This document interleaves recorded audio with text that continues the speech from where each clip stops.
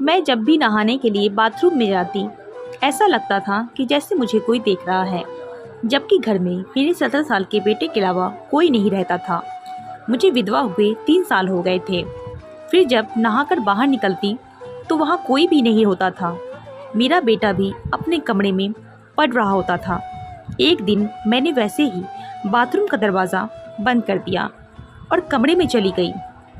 अभी थोड़ी ही देर हुई थी कि मुझे किसी के चलने की आवाज़ आई। मैंने देखा मेरा बेटा एक हाथ में मोबाइल पकड़े और दूसरे हाथ में। मेरा नाम रिया है। मेरी उम्र सिर्फ 17 साल की है जब मेरी शादी करवा दी गई। और मेरी शादी एक हादसा थी, क्योंकि मेरी बड़ी बहन की शादी थी और मैं अपनी बड़ी बहन की शादी के लिए बहुत खुश थी। हंसती खेलती नाचती घूमती रही। मेरी बड़ी बहन बहुत उदास थी। शादी के वक्त वो घर से पता नहीं किसके साथ भाग गई। हमें तब पता चला जब हमने देखा कि वहाँ अपने कमरे में नहीं है। वहाँ पर शोर मच गया कि दुल्हन तो भाग गई है, बेइज्जती हो जाएगी। लेकिन अभी यह बात बारातियों में नहीं फैली थी। मेरी बहन की सास ने तो शोर मचा दिया था कि चलो वापस चलो।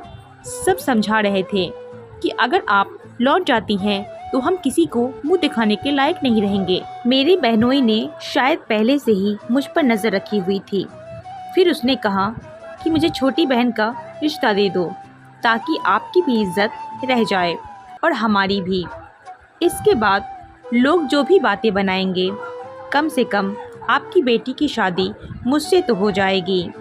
मेरी बड़ी बहन पता नहीं क्या सोचकर घर से भागी थी, लेकिन उसने सबको बहुत परेशानी में डाल दिया था। मेरा बहनोई शायद मुझे पसंद करता था, इसलिए उसने तुरंत यह बात कर दी।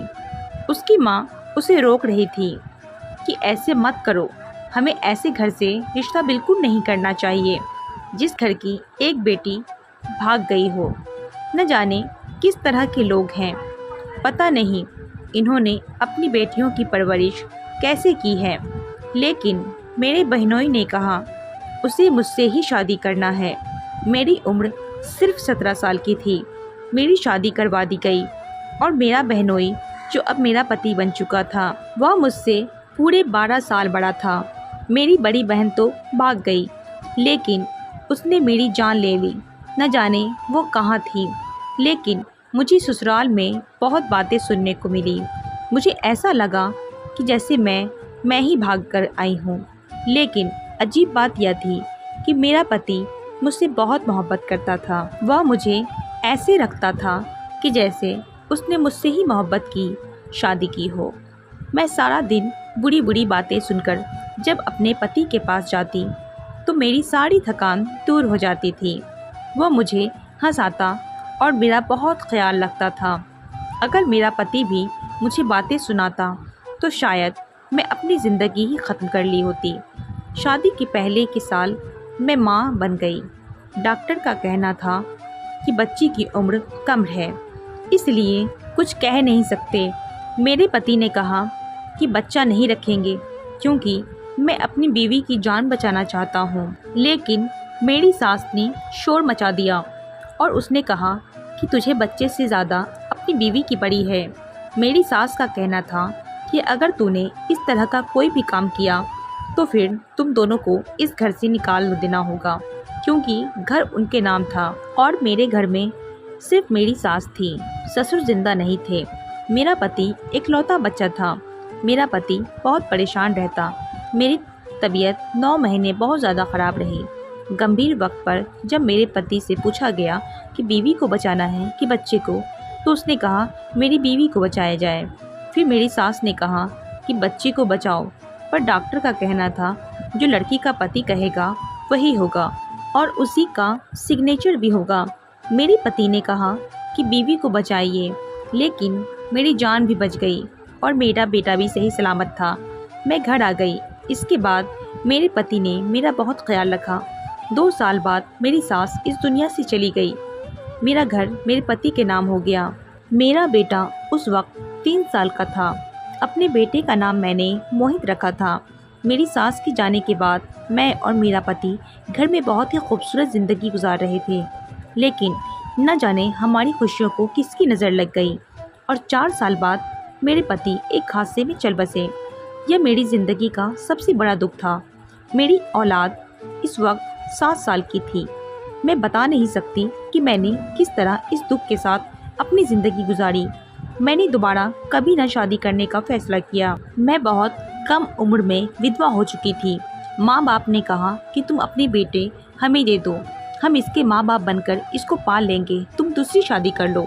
लेकिन मैंने अपने पति से वादा किया था कि मैं अपने बेटे का बहुत ख्याल रखूंगी और मैं अपने पति के अलावा किसी और के बारे में सोचना भी नहीं चाहती थी। मेरे लिए यह बेवफाई की जैसा था।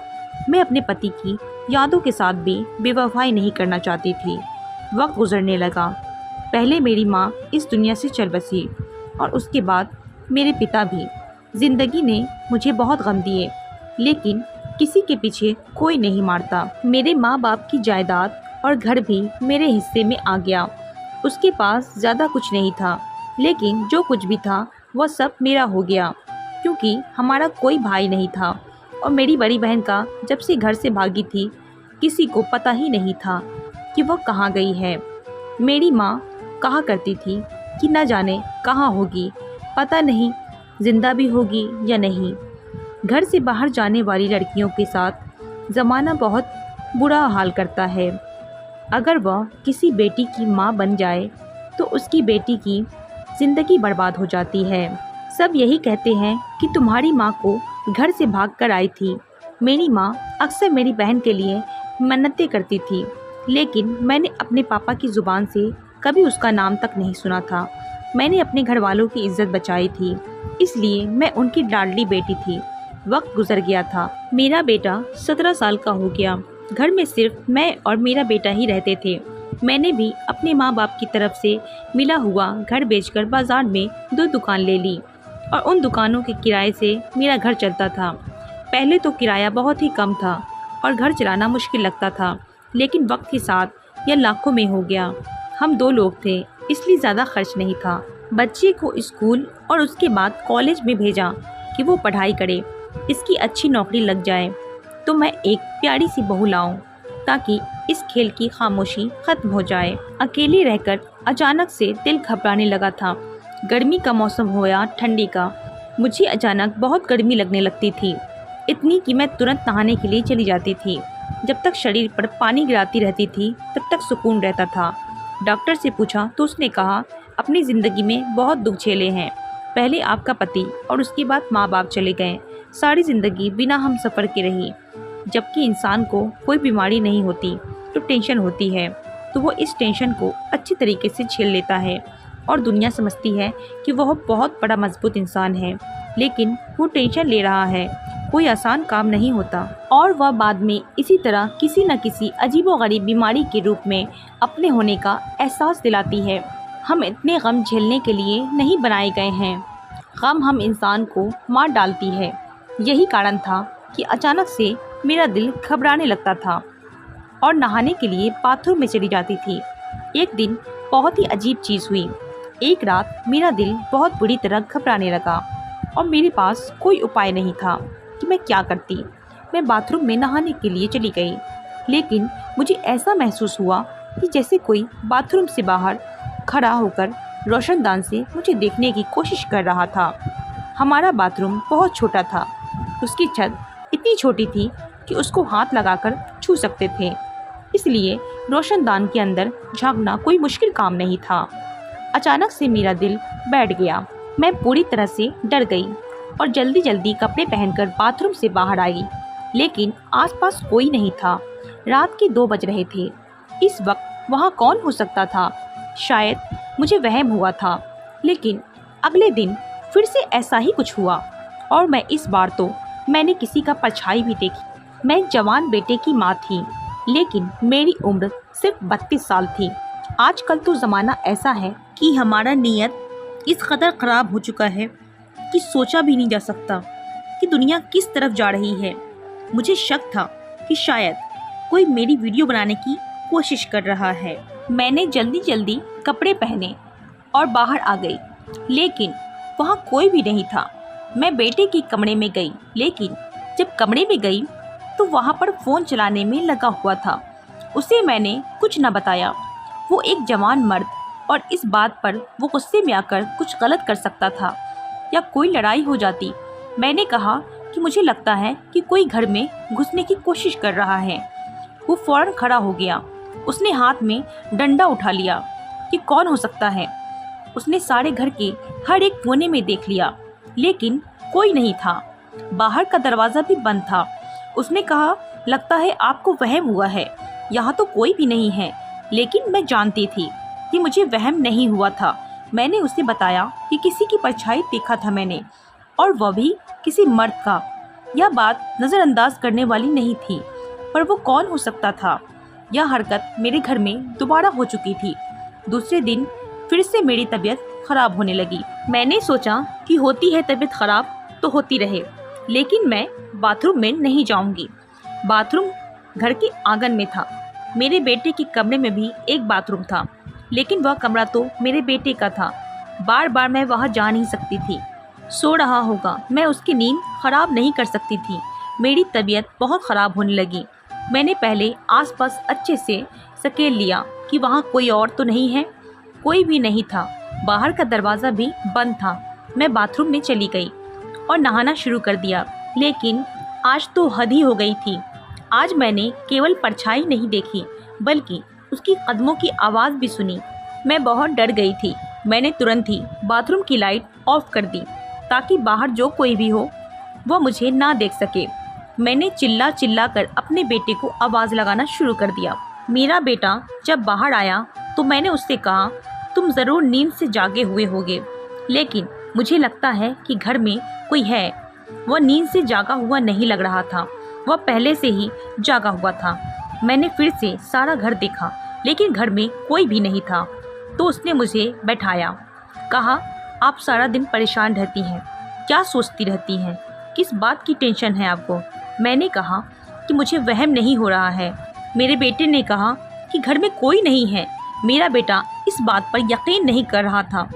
वह यह समझ रहा था कि मैं किसी टेंशन में हूँ, इसलिए मुझे इस तरह की वहम हो रहे हैं। अगले दिन मैंने सोच लिया कि मुझे क्या करना है। बाथरूम के सामने कुछ मिट्टी फेंकी और इस मिट्टी के ऊपर पानी फेंक दिया, इसलिए कि कोई वहाँ खड़ा हो तो उसके पैरों के निशान भी बन जाए। मैं रात को उठी और नॉर्मल तरीके से चलती बाथरूम में आ गई। थोड़ी देर बाद मुझे किसी के चलने की आवाज़ आई। मैं नहा नहीं रही थी, बल्कि चुपचाप खड़ी थी। मैंने अचानक से दरवाजे की कुंडी खोल दी। जो भी शख्स खड़ा है वहाँ से भाग जाएगा, क्योंकि फ़िलहाल मुझे सिर्फ इतना जानना था कि यह मेरा वहम है या सच में बाहर कोई खड़ा था। मैं बाहर निकलकर आई। वहाँ पर कोई नहीं था। अंधेरे में कुछ नज़र नहीं आ रहा था। मैंने लाइट ऑन की और फिर उस जगह देखा जहाँ मैंने मिट्टी फेंकी थी। यह देखकर मेरे होश उड़ गए, क्योंकि वहाँ पर पैरों के निशान बने हुए थे। इसका मतलब मुझे कोई वहम नहीं हो रहा था, बल्कि मेरे घर में कोई था। यह सोचकर मेरा दिल घबराए जा रहा था कि कौन हो सकता है, कौन यह कह रहा है। मेरी तो किसी के साथ दुश्मनी भी नहीं थी। सुबह हुई तो मैंने उस जगह को गौर से देखा। मैंने कदमों के निशान देख लिए। पैर का साइज वही लग रहा था जो शायद मेरे बेटे का होगा, यानी कोई मेरे बेटे की उम्र का ही था। परेशान तो बहुत थी, लेकिन क्या कर सकती थी? मुझे कुछ समझ नहीं आ रहा था कि मुझे क्या करना चाहिए। फिर मैंने सोच लिया कि मैं बाथरूम में नहीं जाऊंगी, लेकिन कब तक नहीं जाती। यह मेरा घर था, क्योंकि मैं अपने घर में ही डर रही थी, और अगर वह शख्स मेरे घर में आ जाता है तो वह कुछ भी कर सकता है, मेरे बेटे को भी नुकसान पहुंचा सकता है। यूँ तो मेरी उम्र ज़्यादा नहीं थी, लेकिन मुझसे घर के काम नहीं होते थे, क्योंकि मैं बहुत कमज़ोर थी। इसलिए मैंने एक नौकरानी रखी हुई थी जो 2-2 दिन पर आकर काम करती थी। घर में हम 2 लोग थे, इसलिए ज़्यादा गंदगी भी नहीं होती थी, और खाना वगैरह मैं खुद ही बना लिया करती थी। एक दिन नौकरानी कमरे में पोछा वगैरह लगा रही थी, तभी मेरे बेटे ने आकर मिट्टी वाली पाँव ज़मीन पर रख दी। उसने कहा कि छोटे साहब, अभी तो मैंने सफाई की थी। मेरे बेटे ने हंसकर कहा, अच्छा जा रहा हूँ, और वो वहाँ से गुजर गया। जब वो जूते के निशान साफ कर रही थी तो मेरे होश उड़ गई। मैंने उसे रोक दिया। मैंने उससे कहा कि इसको साफ मत करो और गौर से देखने लगी, क्योंकि वह पैरों के निशान तो वैसे ही निशान लग रहे थे जैसे बाथरूम के बाहर मिट्टी पर बने हुए थे। यानी कि यह उसी निशान का प्रिंट था, वही प्रिंट जो उस मिट्टी पर बना हुआ था। क्या यह इत्तेफाक था कि मेरे घर आने वाले चोर और मेरे बेटे के बिल्कुल एक जैसे जूते पहने हुए थे, या फिर वह मेरा बेटा था? मेरा सर अचानक से चकराने लगा।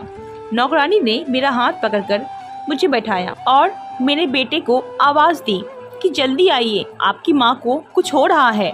मेरा बेटा भागा भागा आया, मुझे पास ही एक क्लिनिक पर ले गया। डॉक्टर ने कहा कि आप बहुत कमज़ोर हैं, आप किसी भी तरह की परेशानी से दूर रहें, दिमाग पर दबाव नहीं डालें। वहाँ से वापस आते हुए कुछ अजीब सा हुआ।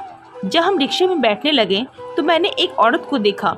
उसने काला चादर लपेटा हुआ था और वह एक खंबे की आड़ से मुझे देख रही थी। मुझे एहसास हुआ कि मैंने इसको जानती हूँ, जैसे वह मेरी कुछ लगती हो, लेकिन मेरा तो इस दुनिया में कोई भी नहीं था। फिर ऐसे कैसे हो सकता है?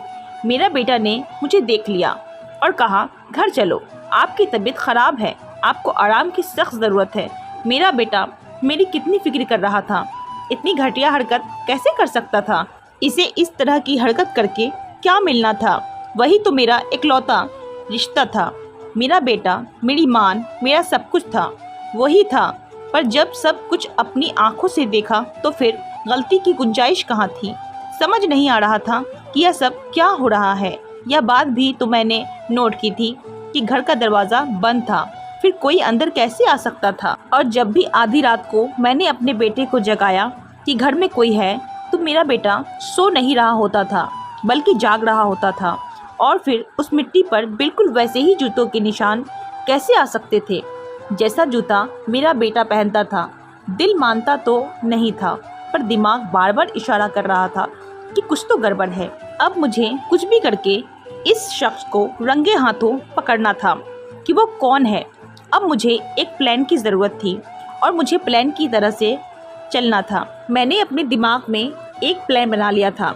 अपने बेटे से बात बात में पूछा कि तुम रात भर जागते क्यों रहते हो? तो उसने कहा, मैं पढ़ाई करता हूँ।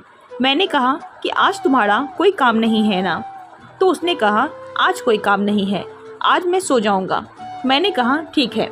मुझे नींद कहाँ आ रही थी। मैंने थोड़ी देर बाद जाकर देखा तो मेरा बेटा सुकून से सो रहा था। मैं जल्दी जल्दी बाथरूम तक गई और ऐसा इशारा दिया जैसे मैं बाथरूम के अंदर चली गई हूँ। बाथरूम के दरवाजे में जूते और कपड़े भी मेरे बेटे जैसे थे।